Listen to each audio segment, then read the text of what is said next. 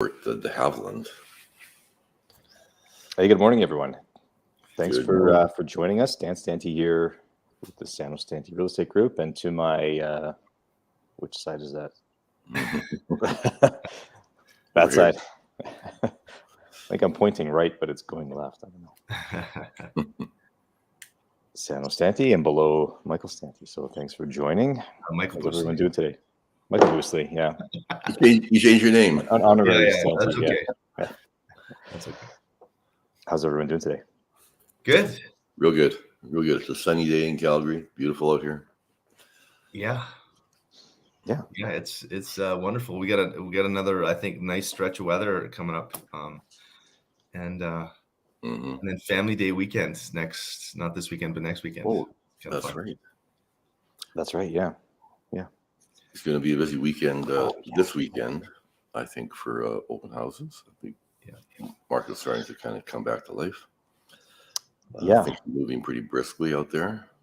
I think so, and that's a good place to start. Is the current market, and so I had a chat with a fellow realtor late last week, and he said, "I just saw the housing stats, and the market's crashing." I thought, okay, interesting. I don't feel that. I don't know. That was his impression based on the stats that he saw. And so I'm just having a look here at the monthly stats for February in Calgary. This is the Calgary market. And so this is this is month to date. And we're 10 days in. I don't know how much we can extrapolate. But, compared to last year, and this has been the story for the last few months, is that the total sales are way down. Almost half of the sales, 40% off of what they were a year ago at this time. But the same thing is almost happening on new listings. And we have almost the same amount less of new listings. And so our base level of active listings is still quite low. And when I look back to 2 years ago, our number of sales to this point in the month is almost exactly the same.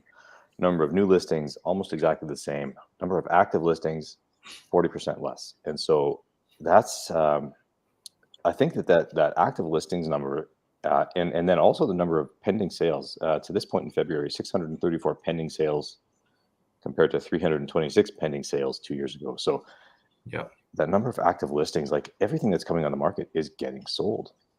Yeah. Which is crazy. 634 pending sales compared to 845 new listings in February this month. So nearly everything that's getting listed is getting sold. So that's, I think that is the story more than anything to me that's going to drive the market in the next couple of months. Is that if you want to buy something, you've almost got to buy the first thing you see, because the next one is going to be sold by the time you get there. Yeah, and if you're really interested in selling, now is the time to get it on the market. Of the spring market. I've just anecdotally on the ground with clients, with buyer clients, things are moving fast. Like good quality listings are moving really fast. And if there's anything overpriced in the market right now, you don't want to be overpriced in this market. I think you want to be priced right, because you will then set yourself up, if you're a seller, for a multiple bid situation, like every single time right now. It's great. It's, compared to November and December, where the market was like in a holding pattern. It's really active right now out there. Yeah. And you mentioned spring market, and I think a lot of times people equate spring market with spring weather, and I don't. It's been quite pleasant, I guess, in Calgary, but it's not spring, right? I mean, there's still quite a bit of snow on the ground. It's every day hovering around that 0 mark, and we're not seeing that plus 20 Chinook weather that we sometimes get here. So I mean, when is the spring market? When does that hit? When is that going to? And is that different than spring weather in your mind? Mm-hmm. Yeah, every year is a little bit different, but we, typically, I think we see the market really pick up in, April, May, June. Those are the months, and then July it kind of dies off. But it is a little bit different every year. I've seen some years where February was a hot it took off like a rocket ship in February. So I predict that could be the case this year. Yeah, Michael, what are your thoughts? What's going to be the the month to? Well, I guess there's two sides to look at it. On the buy side and the sell side, when do you want to be getting into the market?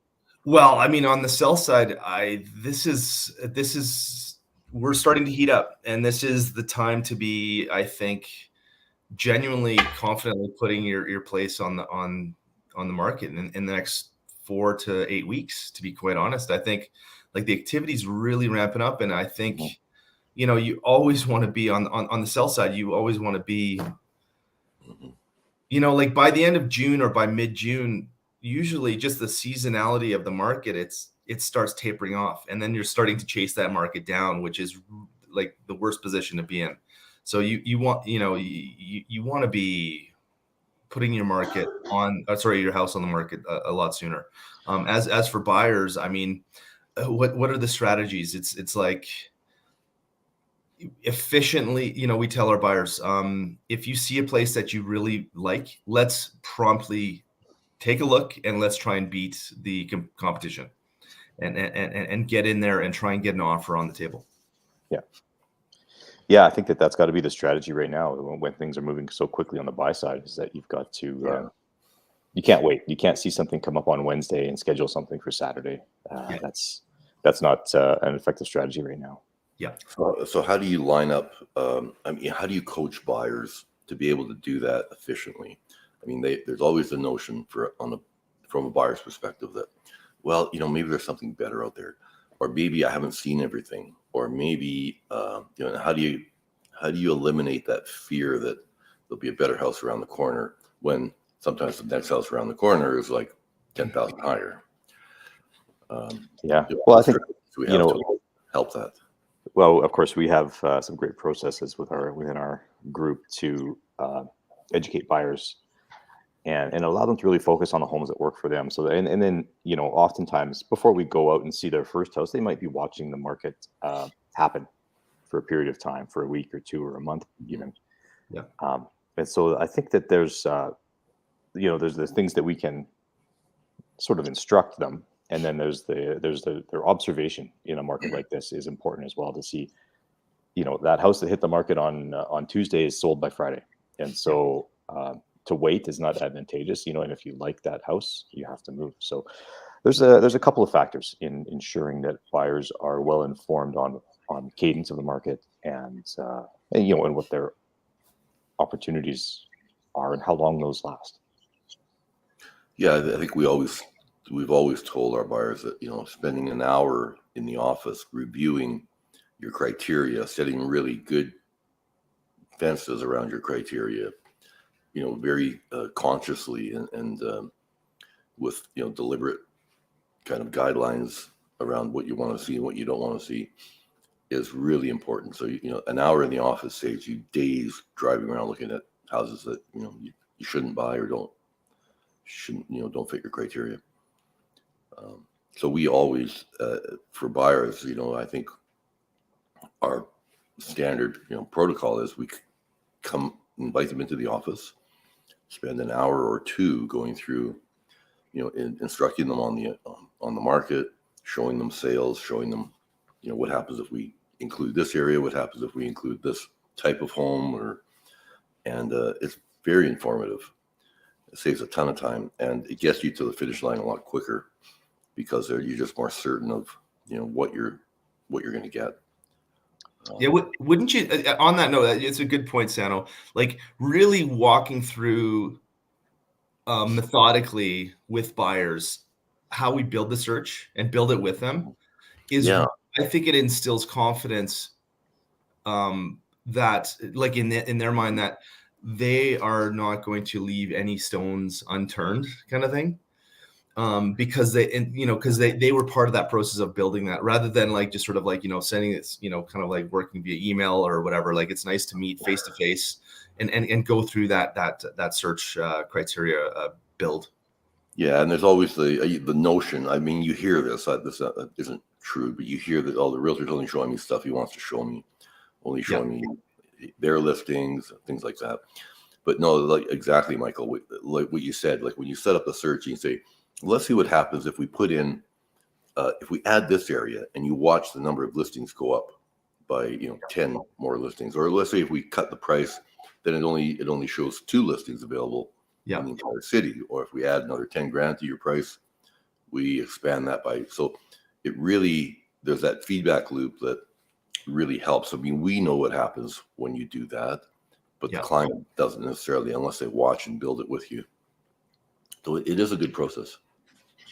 Completely. It is, yeah, and it does help. Sometimes we have buyers with very specific needs, or maybe specific wants. Yeah, it's got to be a south yard on a bluff with a triple garage, and you can really, get granular in that search, and you can tell them, listen, there are 2 homes that come up a year that fit that criteria. So either be prepared to wait or be flexible, right? So you can have those conversations in real time, and they can see what they're, when they're being flexible, how that impacts available. And Now I've got a quick question or comment. I saw the jobs report in Canada just came out, and it exceeded expectations with 150,000 jobs created, which is quite actually, like, that's a massive number. So I guess prognosticating the Bank of Canada reaction to something like that, like, I feel like it puts us at risk of one more rate increase. Yeah, they're saying that this was could be the last one, but I don't think we're going to see a rate decrease. I think I think the next one will be a hold. Yep. And it might hold for a little while, just from everything that I'm reading. But I don't know, Daniel, what are your thoughts on that? I don't have any greater insight on that, to be honest. It's when I look at what the intended result of those rate increases was, I don't know that it's had the effect that they wanted. And it's a struggle for us, I think, in our market when the federal government has one tool, being this hammer, everything looks like a nail. So inflation's up, well, let's raise interest rates or whatever, right? I mean, they can really try to impact the market with this one tool. And so it feels reactionary. I think it was reactionary, and not. I don't know. There's probably a more nuanced solution that doesn't impact everybody equally when we're not in an equal situation. Yeah. And the thing that drives me crazy is, you hear commentary about the market, and what they're talking about is like really the Toronto and Vancouver markets. Yeah. And so they continue to talk about how the market is like in the toilet, and we're kind of looking out the window going, not happening here. Like, in fact, quite the opposite in Calgary. Yeah. I just got back from Vancouver. It the market kind of is in the toilet there. It's down maybe 20%, depending on where you are. They're not selling stuff. Toronto, the same thing. They're not pre-selling condos like they used to be. It's really, they're really hurting. Yeah. But in Calgary, we are, I don't know, it kind of feels to me like the market was back in, maybe 2006. It is, the market is quite buoyant here. And, if I'll just put this out there, like, you can almost buy anything in Calgary right now and do well. So, it's quite a different story. So if you're reading the headlines, it's like saying the weather in Canada is bad. It's really, real estate is inherently local, and Calgary is a way different market than what you're reading in the headlines. Yeah. And I just want to put that out there. Yeah. Totally agree. So on the topic of interest rates, I saw, and I guess this relates to affordability. I saw just an interesting calculation that, is not without its assumptions, but an interesting calculation relating today's affordability in the housing market in Canada, and this is using a lot of averages, and so and comparing it to the peak of interest rates. I think it was 1982 at like 19.25%. in that range, or 19.5, and today we're about 5.25%. Yeah. Interest rates, and so maybe on the surface you'd think that it was more unaffordable to purchase a home in 82, but through the calculations, there's a couple things that that they notice. Average household incomes between over the past 40 years have increased about three times. Housing prices have increased 10 times. And so I have a question about that. Is that housing prices in Toronto or in Canada? It's an average across Canada, so I don't have the details on that, but yeah, I would say actually housing prices in Calgary are probably close to 10x as well today. So this is from 84? 82. 82, okay. So it's probably the average price I recall in the early mid 80s was under 100,000. Yeah. So, and now that's, Yeah. And today they're what, 540, 560 in that range. So yeah. If the average was 75, maybe. So we're maybe not quite 10x in Alberta. And to be honest, the household income in Alberta is probably more than 10x or 3x, which is the national average. Mm-hmm. But just using those metrics, your debt service ratio that is the amount of money required to service your household debt in relation to your household income is 33% in 82, and today would be 55%. If you bought a house with 6 months of savings, again, some assumptions there that you could say, well, that's not quite reality, but it's just an interesting comparison. And you could reframe that discussion in a few different ways, but I'm sure that in any case, it would probably reflect that you'd have to pay more today at 5% than 1982 at 19% to own a house. Yeah. Today. So, and interesting, but it would be interesting to see on a market by market basis, like those stats. Yeah, totally. For sure. Yeah. The on another note, de Havilland.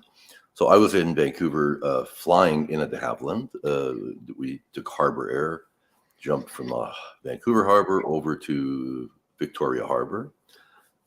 Met with some lovely real estate folks out in Victoria, good old friends, and just had a really nice sort of weekend flying on the de Havilland Twin Otters. Now, de Havilland has announced that they are building, and this is maybe old news for some, but a few months old, that they are building a manufacturing plant in Wheatland County, just east of Calgary, between and off the highway, number one highway, between Chestermere and Strathmore, and just on the Wheatland County side, unfortunately for Rocky View. But lots going on there, and in fact, we are going to be representing some land out there, industrial land, right on that, around that airport. So, big news. I was really impressed with diving into it. And you can go online and look at the de Havilland. Just you Google de Havilland Calgary, and it'll show you the plot plan, the layout of it. It has a full airport with a runway and a water runway, because they build water bombers and float planes. So really cool. It was how many? Sorry, and you may have touched on this. How many jobs is it going to be creating? A minimum 1,500 jobs, but also like SAIT will have a facility out there. It's really going to put a spark in the economy out for. Yeah, I think those 1,500 jobs are just de Havilland, right? There's all the ancillary services that are going to come along with having an airport, a testing facility, and all that stuff nearby. So, yeah, absolutely. Like, what does it take to run an airport? There's a few people, right? And just all of the manufacturing and industrial that will be, that is compatible with an airport. There'll be housing, built out there. Strathmore, Cheadle is pretty close. Langdon, Chestermere. So really good news for Calgary. Yeah, I think if you could put a Tim Hortons on the corner of that intersection, you would. Yep, do all right. Yep. So if anyone's interested in land out there, we have access to commercial, highway commercial and light industrial land. 3-acre, 5-acre plots. Yeah, right next to the airport. So. Cool. Well, that's that'll be exciting, and that's I'm sure that's going to come sooner than any of us are maybe prepared for. Like that'll be private development like that seems to go quickly compared to some of the when infrastructure is announced by Alberta government, it's a decade-long plan. But I'm sure Havilland's going to have this thing up and running in a year and a half. It is being fast-tracked. They've allocated services for it. Direct from Calgary, being serviced from Calgary, the force main and the sewer, and they're only waiting for the highway interchange. They need the highway interchange to be built, so there'll be I guess a cloverleaf there, and so that's really the only holdup. So perhaps we have an election coming up, and as you know, it's probably 3 months away from the election. So in about a month, you won't even be able to get nothing happens in government 2 months before an election, other than campaigning. So there'll be a little bit of a delay there, but hopefully that gets done soon, and it'll be a good spark for our economy. Yeah. Well, we look forward to that. Well, we talked a little bit about other housing markets across Canada, and I thought I'd just share an interesting story. I was talking with a friend who recently bought a house in Phoenix, and it's not a vacation home; it's a year-round home to live in. And yes, I saw these pictures, and I thought, what a if you're going to buy a home in Phoenix, I was thinking to myself, there wouldn't be a better spot. And so this one happens to be on a small waterway, like a canal. So it's got, like every house in Phoenix, it's got a swimming pool, but then also in the back of that, it's got a canal. So it's waterfront to some degree in Phoenix. I thought, well, real estate is location, location, location. And I don't know. I've only been to Phoenix a couple of times, and there are some beautiful neighborhoods for sure, but I don't remember any that had water. So I thought, oh, that was a pretty cool pickup. But I don't know. I mean, so it got me thinking, what is it with respect to location in other markets that is why is Hollywood Hollywood? Why is West Vancouver? Like what are the things in these pockets of these centers that make them these desirable neighborhoods? I think often it's because when everyone wants to be there, then everyone else wants to be there. And so it's like I think so that I'll just have a follow-up question to that. So how can you find gems that are not yet discovered in terms of location? And I will say the answer to that is, really know those, what are good locational attributes without being, following a trend or following, everyone else. Like be a bit of a pioneer, and that's a whole topic maybe for another podcast. What are good locational attributes for community and homesteading? Yeah. I mean, I also, things like art and art installations, or like really great parks. I just off the top of my head, in Calgary here, we have St. Patrick's Island that they developed. And so now you've got a whole bunch of, thousands of people across the city that, every once in a while they want to go take their kids to St. Patrick's Island. Or, I mean, I don't know, 10 years ago or more, a big controversy over putting in the Peace Bridge, on the Bow River. And now it's like an iconic landmark that appears in marketing photographs for every single company around that's based in Calgary. We have traffic jams up by the big blue ring by the oh yeah. The people flock there. Yeah, that's right. I mean, those are some things, anyways, that draw people in. But then like kind of like building out like neighborhoods like Marda Loop. I mean, now it's like they kind of do a redevelopment plan over the last decade or more, and it becomes much more of a magnet for even further redevelopment and demand for housing. Where you can buy row houses that are not phenomenal are selling for $730,000.